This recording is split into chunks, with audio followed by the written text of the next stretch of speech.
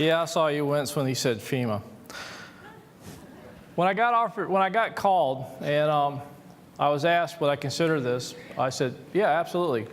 And so when it was announced that the president had nominated me, I got this from a lot of my friends. Congratulations and our condolences. You know, what are you thinking?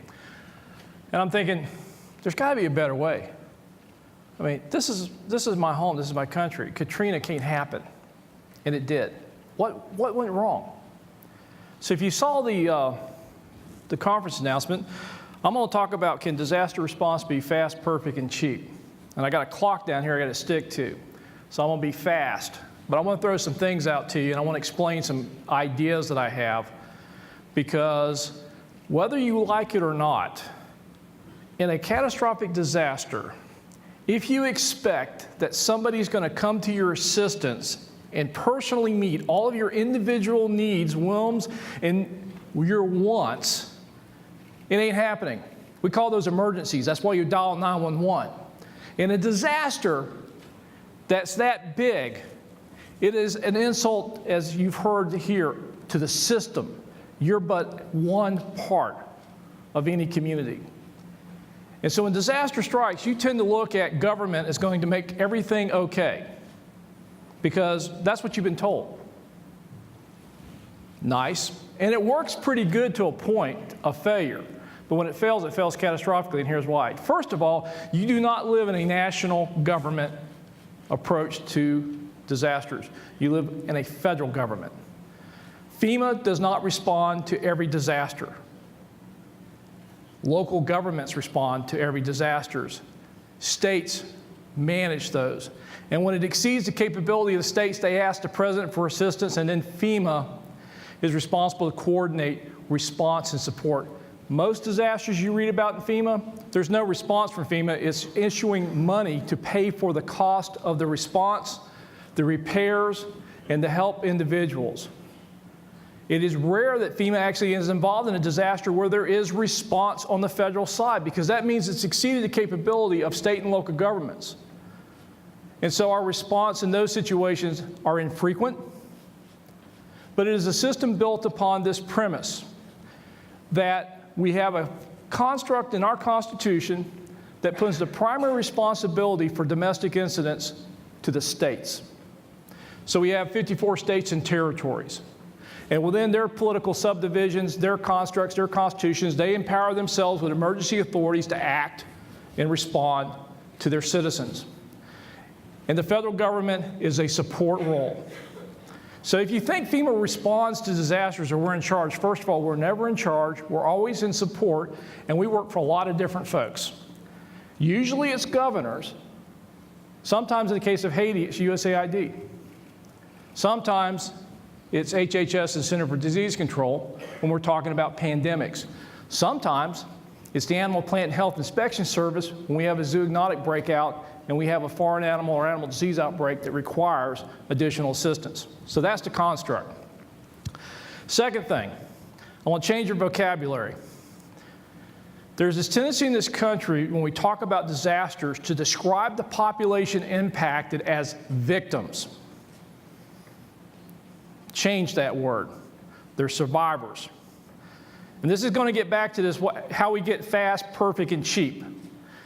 Because in a disaster, it is easy to get to this illusion that people that are victims need somebody to take care of them. They need somebody to empower them and give them permission to take care of themselves. That they are incapable of making decisions on their own because they're not trained. They're not experts. They're not certified. They don't have credentials. And therefore, they must let the official responders come in there and do that for them. Good, it's a nice illusion. It works pretty well, and it is a very efficient system in small to medium-sized disasters. But that's not what we're talking about here. We're talking about something like a Katrina, earthquakes, volcanoes, pandemics, where the system is overwhelmed. And so we introduced this other concept. It's called MOM. I didn't make up the acronym, but I'll use it. MOM stands for maximum of maximums. If you start looking at various scenarios and hazards, and if you don't know how to do this, there's some great tools that we work with in GIS to map and show impacts. And then look at the population's impact and start running numbers. Now, just to give you for planning base what we're looking at for MOM, for a national scenario, whether it is an earthquake, a major hurricane, even an improvised nuclear device, a number of about 400,000 casualties require medical assistance, about 2 million people that are in immediate needs for rescue and immediate help, about 6 million people in about 30 to 60 days that are going to be in dire straits if we can't get critical infrastructure, water systems, utilities, schools, those things back up. And now we run our system. And here's another thing we do in government. We tend to plan for what we're capable of doing. Because you as taxpayers can't pay for a lot of slack in the system. You just can't have every contingency covered with government response. So we tend to plan for the 90 percentiles because that's everyday stuff. And we get reinforced success doing it. But that's not what we're talking about. We're talking about the 10 percenters, the big ones, the ones that overwhelm local and state government, and they overwhelm government. This includes the federal government. This includes the military, whether it's National Guard under the governor's command, or whether it's Title X, which is another thing you probably never heard of, but it's the differentiating of what part of the Constitution we're employing troops, whether it's from my counterpart, Admiral Winfield at NORTHCOM. If we add all this stuff up, it's not enough. Because here's the other problem. Think of disasters as a trauma patient. You don't have time. Speed is critical. This is why I started looking at disasters, because we got hit with this thing called Andrew down in Florida. And we thought we learned a lesson in Andrew, that because we had all of this impact, we didn't know how bad it was, we needed to get better information. We need to send teams down there, give them, at this time, this was like brand new. I mean, satellite, remember the cell phones were still about this big, and we thought fax was, social media. But it was this idea that we had to get people downrange into the area of impact to say, yep, it's bad. Okay, so we learned this in Katrina. We had this stuff going at the convention center, all this other stuff. So what do we do at the federal level? We spend a lot of time trying to figure out how to get there to get information to figure out if it's bad. So I asked this dumb question.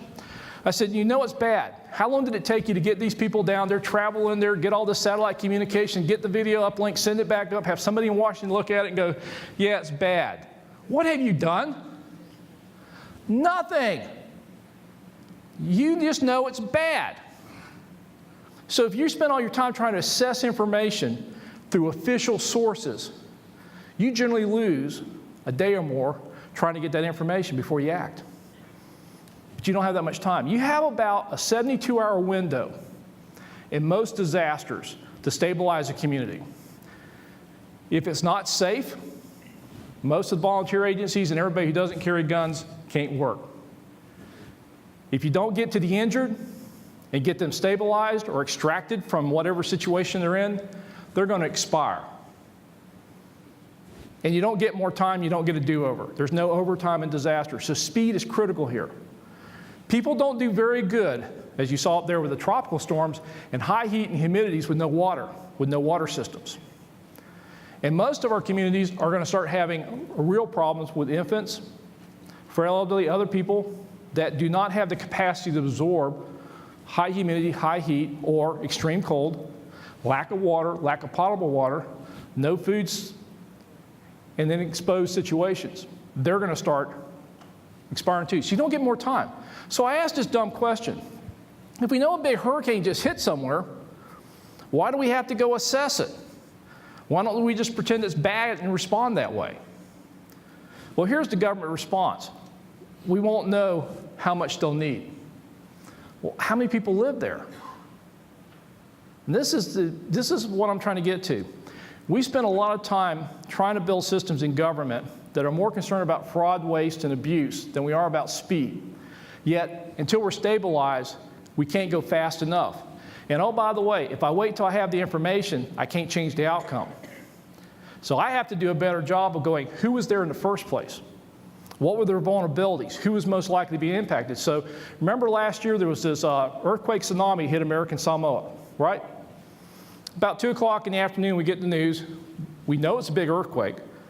We know there's been a tsunami. We know it's impacted American Samoa. We don't know how bad. But initial reports were coming back. Homes and people were swept away. The runway is inundated. Communications is spotty. Traditional response to government would be to spend a lot of money to fly people down there to get an assessment of how bad it was. I said, well, you're 2,400 air miles from Hawaii. By the time we get somebody down there, it's over 24 hours. Why don't we just respond with everything you think you need? And their answer was, we don't know how bad it is. Well, assume it's bad. We don't know how many people we need to take care of. I said, well, how many people live in America Samoa? About 80,000. I'm like, okay, guys, I'm going to introduce another concept. It's called horseshoes, hand grenades, and thermonuclear devices. We just got to be close. So why don't we just respond like it's 80,000 folks that need help and just send it?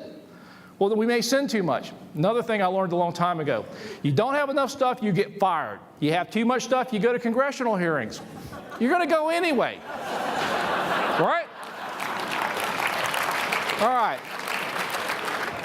But the speed thing always assumed we had to bring everything from outside to go to the disaster area because nothing was happening there because they were all victims. Well, guess who was doing the first rescues in American Samoa? Samoans. Right? It was not FEMA. It was local responders and individuals doing that. And we tend to, again, look at people as a liability and not a resource. Why do we have to go blind into an area? I lost them. They took them off me, so I wouldn't interfere. Okay, everybody got their phones and stuff? Those are data points, right? Unless you have a total blackout of communications, what do people start doing when something happens? Yeah, it's like they're tweeting, they're sending up, they're putting it on Flickr, they're doing YouTubes, they're updating everything. Why can't we look at that? Why can't we look at that and figure out how we can use it? And so now we have tools, we can actually bring this in and look at these data layers. Why? Remember that gas pipeline that blew here in California about a month or so ago? You know what I got? I got an email saying there's been an explosion, rapidly moving fire, houses burning down, not sure if a plane crash had occurred, cannot rule out terrorism. That was my email. Now, the official response to this, and I'm watching my clock, would have been to call my office, call the watch office, call them, call California, call the city, call the fire chief, who was incidentally busy right now, and go, what happened? I went over my phone, brought up Twitter, typed in explosion, hit search, got all these cool links, hit one that had a TV camera from a helicopter, looked at that and says, nah, that's a gas pipeline fire. I used to fight fires. It wasn't a plane crash. They've got it. I'm going to bed. I got better, faster situational awareness from the public in a shorter period of time. But the tendency is, because we're government, we won't look at this. Here's the other thing. Who provides daily your meds, your food, your clothing, your electronics, your money, your gasoline, your electricity, your telecommunications? Who's doing that every day? It ain't government, right? It's the private sector. So why is it when we have a disaster, we think we got to do everything? And again, this is the problem. When you look at these big disasters, if you want to be really fast, and you want to be reasonably close to what you need, and you want to be cost effective, government cannot suddenly do something it's never been doing the day before and start doing it the day after. But because we're so government-centric, we don't look at the private sector as part of a team. We don't look at you as part of the team. We look at you as a liability we have to take care of. If you send us information on Twitter, we won't consider it official. People won't act on it. They're afraid you're going to send us bad information, that you're actually filming a house burning down and saying it's yours just because you think that's funny. Of course, it's in the same neighborhood where everything else is burning down, and the phone tells us where it's at, and we know that's where a house is burning down. And then the other people are going, yeah, that is their house burning down. So crowdsourcing actually works a lot faster than our official stuff. But this comes back to this challenge that I have. How do you get fast if government can only do certain things? And that is to stop looking at it as government, start looking at it as a system of a community and what makes up a community and what is going on every day. And every day there are drugstores, every day there's grocery stores, every day there are gas stations.